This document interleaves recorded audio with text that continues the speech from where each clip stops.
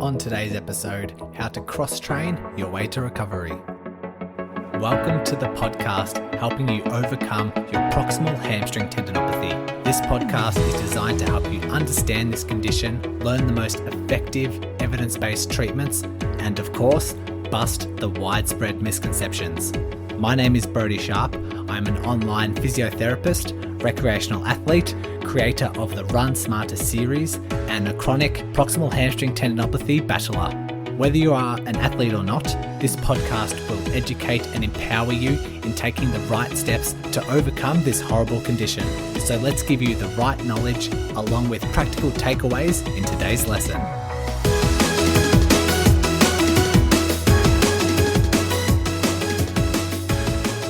Thanks to everyone who has replied or commented, asked some questions for today's episode throughout the Facebook groups that you're involved in. I'll continue doing that. I think it's a nice idea to get you involved and allow me to get a bit of insight of the questions you guys want. It just helps me give the episode a bit more structure rather than just me building something and assuming that's what you want to hear. But today we're just talking about how to cross-train your way to recovery. And cross-training should be a part of your rehab no matter what stage you're at. And just treat it like any other strengthening exercise that you need within your rehab. Is there anything I need to talk about before we get started? Thanks for downloading all these episodes.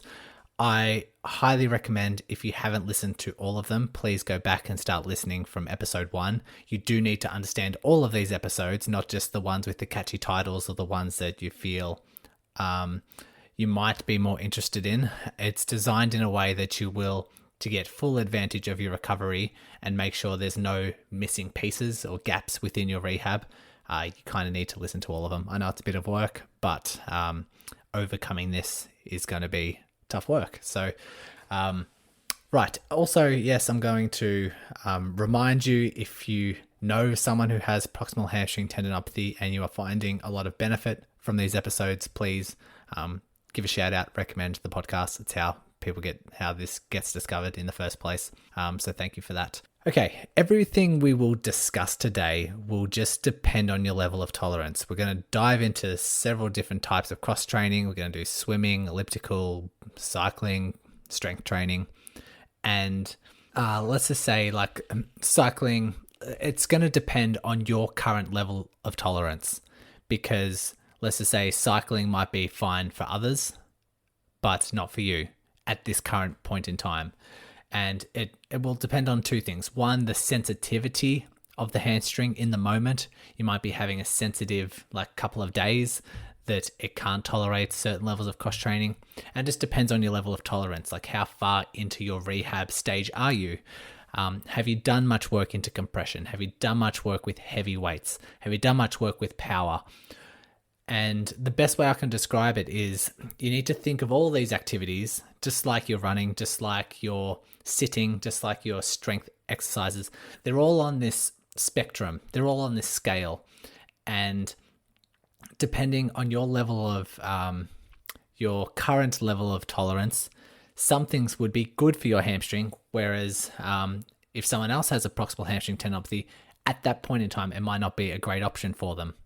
And so let's just say if we're using running as an example, there are certain modifications, certain variations, certain tempos, certain speeds that we can modify and adjust that might fall into a you can currently tolerate, or it might fall out of you can't tolerate.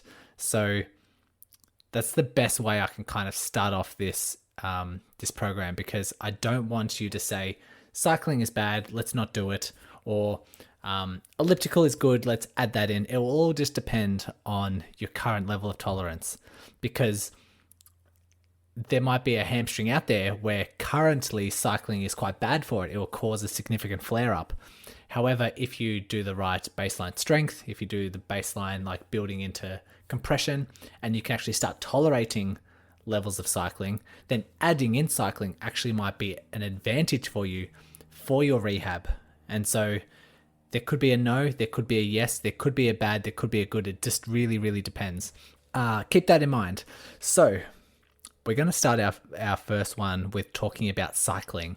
And Tori asked her question. There was a couple of questions around cycling, but Tori asks, is cycling like spin classes okay? If so, should I focus on staying out of the saddle to avoid aggravating the area? Cleats with compressive forces, or creating compressive forces, not cleating, creating compressive forces. This will all just depend. So I've got a couple of dot points here that I want to talk about cycling. Cycling, the action of cycling will combine a couple of components. One, it will combine compression because you are sitting, and depending on the type of seat, it can, like all other sitting, can compress the tendon underneath the sitting bones. But it can do that in combination with stretching the tendon as you bring your knee up towards your chest in that cycling action. That actually stretches the hamstring and stretches the glutes and brings you into hip flexion. So you're compressing the tendon and you're stretching the tendon, and then you're creating some power as you push down on the pedal and generate some force over that pedal stroke. So just thinking about that, we know that the tendon might not be able to tolerate certain levels of compression, especially under stretch, especially during high levels of hip flexion. But also the difference in power that you might produce every single pedal stroke. So if you're pushing down on that pedal a lot harder with a lot more force than someone who's in a lighter gear just ticking them over, that's obviously greater compression and greater demand for the hamstring tendon. And then there's obviously duration. We know a 20-minute bike ride won't be as strenuous on the hamstring tendon as a 60-minute bike ride. So there's a couple of factors. Anything else? I guess the effect of compression, similar to sitting, will just depend on the individual. If I say that cycling contains high levels of compression, I don't want you to instantly disregard cycling as an avenue, because like sitting, we want to encourage levels of compression. We want to build you up instead of just avoiding it altogether. Similar to cycling, maybe if cycling is something you want to do, we just find what level you can tolerate and slowly build up. The seat type will depend. Sometimes a really narrow seat width can avoid that direct compression, and you're just tolerating like that stretch and producing that power. Also, keep in mind the position that you're in, because cycling can come in a bunch of different varieties. We're talking about spin classes, we're talking about just a casual bike ride, we're talking about mountain bike, and we're also talking about sort of like an aero tucked position. And the more aero you go into, so if you go into a really tucked position where you're leaning forward quite a lot, that's going to be more and more compression. And some of you might discover that a spin class where you are in a very casual seated position or sitting up and not putting your hands down on the bars, that could be fine. However, if you then go out on the road where you're leaning a bit more forward, sometimes a little bit tucked into that aero position, that can generate high compressive forces and you might not be able to tolerate it. So a lot of things to keep in mind, a lot of different variations that you can do. Spin classes are quite nice because you can get out of the saddle and you can ride without the hands on the bars quite for long periods of time. So it can be nice as an introductory into cycling to see what level you can currently tolerate. And then you can just go into a lighter gear so that you're not producing large amounts of force or power. That would be a good start. And then you just slowly build your way up, maybe just slowly coming out of the saddle and avoiding that compression every now and then. Maybe just mix it up. I like alternating coming out of the saddle, going back into the saddle, out of the saddle, into the saddle, similar to like a sit-stand desk throughout the day. And that could be really helpful. But then once you can tolerate good levels of sitting, then you might want to slowly go into more of a hip flexion. So you might want to have your hands on the handlebars and then just slowly adapt to that. Then you might want to introduce a little bit of power and do that for small amounts of time and see if the tendon adapts to that. Then if you want to become quite competitive or quite fast on the bike, you might get out on your road bike and slowly integrate a bit more aero tucked positions. And similar to how a runner might start a running program and do a walk-run program, you can do exactly the same. You can go from every now and then sitting up on the bike seat to then putting the hands on the handlebars to then doing an aero position and then a non-aero position, or doing power sessions for 60 seconds and then come off for 5 minutes and repeat that. It's very structured. It can be very structured, but there's a lot of variables for you to work around with when it comes to cycling. All it is just testing something out, making sure you're not overdoing it, making sure you're not changing too many variables at once. And once you know the tendon can tolerate that, then you're slowly easing your way in. If you're not tolerating it, if you're not tolerating any levels of a seated position on a bike, then I'd recommend start doing some strength exercises, some rehab exercises that involve some levels of compression. Okay, let's move on to the second point, which is swimming. And Karen asks, she just puts the question, how about swimming, Brodie? Does this aggravate it any way? Does it aggravate this in any way? Is there a way we can get cardio through this? Does the stroke matter? Whether the breaststroke or front crawl, which is like pretty generic freestyle. Anything else we can do in the pool that won't aggravate? It's a good question, and it'll depend. When we're doing swimming, particularly freestyle, we're looking at open chain hip extension. So open chain means that your foot isn't fixated to something like the ground. If you're doing hip extension with the foot floating in the air, that's what we call open chain. And if you were to lie down on your stomach and you were to keep your leg straight and lift a straight leg up in the air, and you do like a little flutter, like you're sort of practicing some kicking, sometimes that might grab the hamstring, and sometimes that might be quite painful. And if it is, it probably means you're not ready for swimming, or you're not ready to do any kicking in the water. And so that's what happens when you do freestyle. And it's a test that you can do. I know sometimes when my hamstring is quite flared up, doing that activity can spark a little bit of pain, like a bit of a grab up in the sitting bone. But I still swim regularly. I just make sure that my tendon is quite settled before I do my swimming, or I focus on not kicking as hard, which triathletes tend to do anyway, because it's the only leg where you just have to use a lot of arms. But you can test this out at home. You can test, like, lie on your stomach and do those straight leg flutters lying on your stomach, or you can, in standing, have a band around your ankle and attached to the front in front of you, and then you can try standing, keeping the leg straight, and then just moving your leg back behind you. If that's painful, then probably you're not going to tolerate a high level of kicking in the water. I think breaststroke is less demand on the hamstring. You're sort of incorporating more glutes with that external rotation of the hips. So that could be a good option if you enjoy breaststroke. I'm never good at breaststroke, so I never do it. I only just do freestyle when I swim. But some alternatives, if you can't tolerate high levels of kicking, you can just not kick as hard and just give your legs a bit of a break and just use most of your arms. It's similar to what I do. Or you can get fancy and use like a floating buoy or a kickboard, or put that in between your legs and not kick at all and just use your arms. That can be quite nice. And you can still get a good cardio workout. Swimming is great for your cardiovascular system, so probably something to keep in mind. But if you cannot tolerate high levels of this open chain sort of stuff, then you might want to do some rehab exercises for it. So like I described with that TheraBand in standing, that might be part of your rehab exercises, and incorporating a little bit more speed, trying to flick back with the TheraBand quite quickly. And once you build up and tolerate and adapt to that exercise, then swimming shouldn't be an issue. But like I said, some people might tolerate good levels of swimming because that open chain hip extension is fine. It's only compression which tends to trigger pain. And so that brings me to my third alternative for cross training, which is the rowing machine. And I think Michelle and Mandy both wrote very similar questions just around tips and how to use the rowing machine.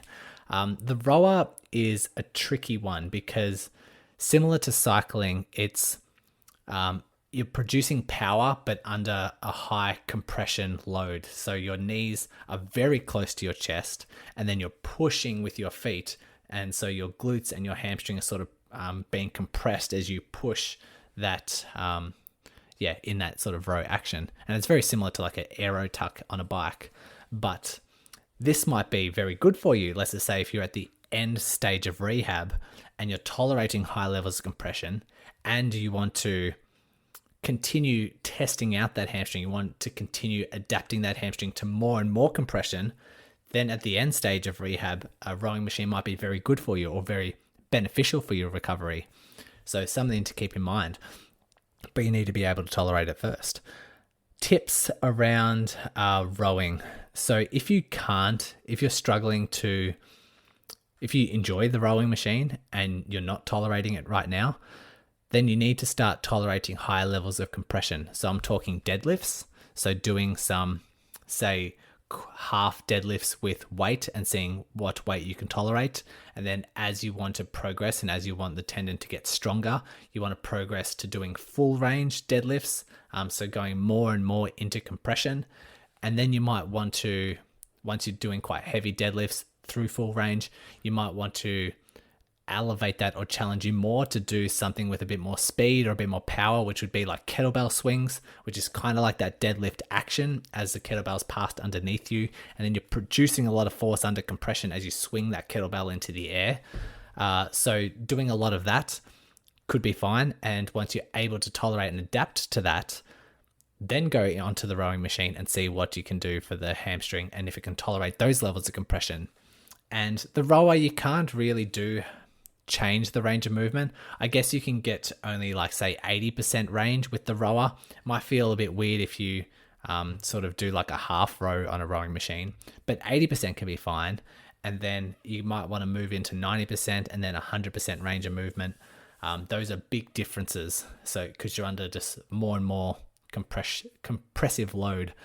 And yeah, also consider the speed and the watts that you generate when you're on the rowing machine, because you might have the same level of compression, but how fast you push off those foot platforms and produce force could be like if you were to go slow, even if it's full range, if you were to go slow, your tendon might be able to tolerate it. If it's a very fast, very powerful row, it might not be able to tolerate it. So we are testing and tweaking and paying attention, listening to your body along those lines. Okay, the fourth one is the elliptical machine. And Amy and Kimberly say very similar things. Amy said, I would love some forms of cross-training that could get my cardio as high as running. The running elliptical is the only one that I found. Kimberly, is the elliptical machine okay? Is it safe to run on flat ground? We'll talk about running in a different episode, Kim. So we'll just talk about the elliptical for now, and like running variations is on my list of episodes to cover. So keep that in mind. The elliptical machine, or the cross trainer, what some people like to call it. I haven't had much experience with the elliptical. I've only just been on it for a couple of seconds. I remember once at uni, I just tried it out, but haven't been on it since. But I recommend it based on what I know of the elliptical and based on like the biomechanics of it. It doesn't require a lot of demand. It's almost similar to walking, but you're pumping your arms a bit more. You're using your core and your body a little bit more. But it seems to be quite gentle on the legs, definitely compared to, say, swimming, rowing, and cycling, all the other ones that I've gone with so far. It does seem to be minor compression, sometimes just looking at the action. I think some cross trainers are designed a little bit differently, so the foot placement can be a little bit higher than on some models than others. But if it is minor compression and you can't tolerate that minor level of compression, so let's just say you can't, it's sore to go upstairs, or if it's sore to go uphill, you can always just use your arms on the elliptical trainer. You're not working the legs as hard. So that's a really nice option. Something I would recommend to test out as a cardio option if walking, hiking isn't really tolerating those sort of activities very well. I think it's a really good starting point. And we do want some cardio options because we want to feel good. We want to feel like we've had a bit of a workout. We don't want to feel like we're getting lazy and putting on weight and not having a cardio alternative once we have a very irritable hamstring. gets my approval. But like anything, we want to see that we can tolerate certain levels of power, certain levels of resistance under a certain level of time. Once we know we can tolerate that, then we slowly build up from there. My last one is gym exercises. So we're looking squats, lunges, jumps, those sort of things. And Kate asked a very nice question. So squats, lunges, and jumps, including squat jumps and lunge jumps, are amazing for getting the heart rate up and is good lower body workout. But I know I should avoid them. Can you suggest other proximal hamstring tendinopathy friendly exercises that are a bit more bouncy than bridges? I'd actually kind of disagree with you, Kate, when you say that I know I should avoid them, because I see this belief a lot, and it's the belief of you've done something in the past and it's flared up the hamstring, and therefore you just disregard and say, no, I can't tolerate that. I can't do it. Let's just avoid that and let's do something else. But let's try and switch our attitude to, okay, I can't tolerate it right now. It has flared me up in the past, but let's build up the tolerance so that I can build that up in the future. And so when you say you should avoid squats, lunges, jumps, I'd say just build up the tendon enough so that you can tolerate squats, lunges, jumps, and even just, squat jumps or lunge jumps, those sort of things.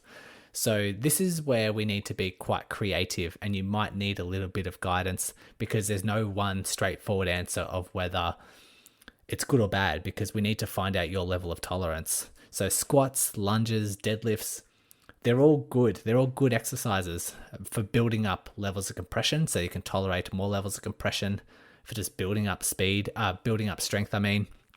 But it all just depends what weight you need to start with, depends what reps you need to start with, depends how fast you do that exercise. These will all just depend on the demand of the hamstring that we want to generate.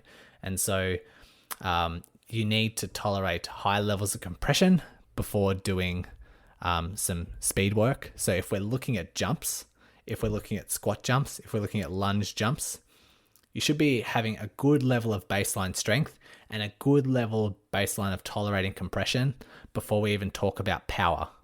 And so squat jumps generate a lot of power, generates a lot of demand through that tendon. Therefore, we need to have a good baseline. And we just want to make sure we have a good foundation. You can even, if you return to say squat jumps, we can do half speed. So just try not to jump as high, or maybe get a shorter box to jump onto.